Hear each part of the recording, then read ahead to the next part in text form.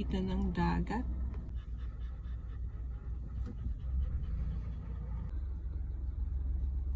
Sa left side daw ang aquarium. Left side. Tapos ang station, Oray Station ay nasa right side. Yan! Ang isa sa mga lugar na dapat pasyalan dito. Yun. So, ito yung port. Dito sa seafood restaurant na pupuntahan namin. Dito ko pwedeng mag-park. Daming malawak yung parking area nila dito.